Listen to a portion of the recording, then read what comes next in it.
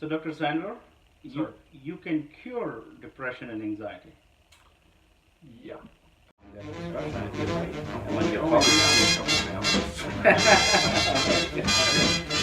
just gave a little talk about what I've also encountered a lot of editing over the years, that a lot of what Freud said was thrown out because it doesn't make sense to the 21st century reader or thinker.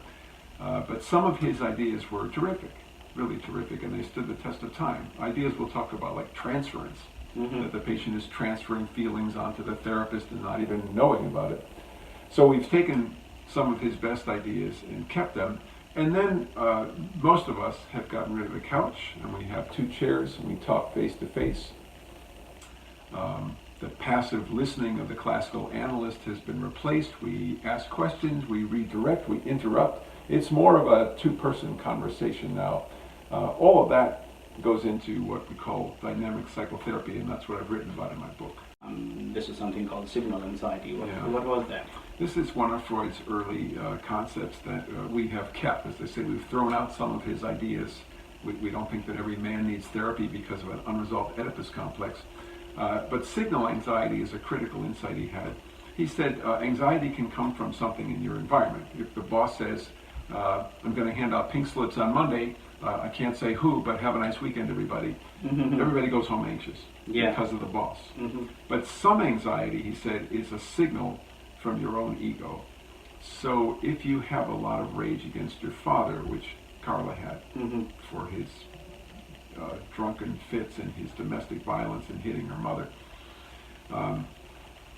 but you don't want to experience that because you love your father, so you try to bury it, because once you start to feel that anger, the ego sends out a signal and says to you, don't get in touch with that anger, it's really quite dangerous, because Dad gets drunk, he shoots guns in the house, this is not the guy you want to get angry at. So she buries the anger and makes light of it and says, oh well, that's just the way it was.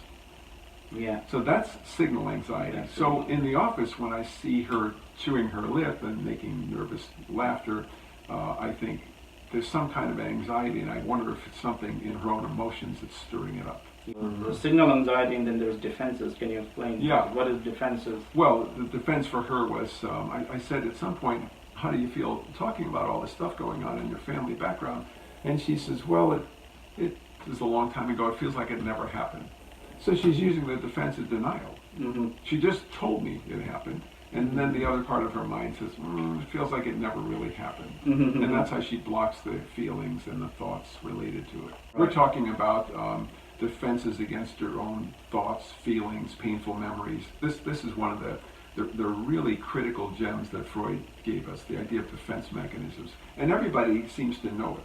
People who never took a psychology class, they'll come in and start talking and then make some excuse like, well, maybe my father was just in a bad mood that day, and then say, oh, that's just my defense. Yeah. Like they've all studied Right, Freud. they've all studied Freud. Because it's so permeated the atmosphere, his ideas, the ones that stuck. The simple idea, which most people accept nowadays, is that some things we're very conscious of. You know, you're hungry, you want to eat your lunch, you're mad at your boss. Okay, fine, you know you're mad at your boss, and you know why. But sometimes ideas and feelings are buried in an unconscious part of the mind because we don't want to know. We sometimes don't want to know that we're incredibly angry at someone we really love. We don't want to face certain impulses or wishes that we would like to get. All of that gets buried in what we call the unconscious mind. It's very hard to get at that by yourself because by the nature of it, it's unconscious. Part of the mind says, I don't want to know that. I don't want to deal with it. Yeah. And so you need another person, aka psychotherapist, to help get past the defense mechanisms. One of Freud's great ideas. And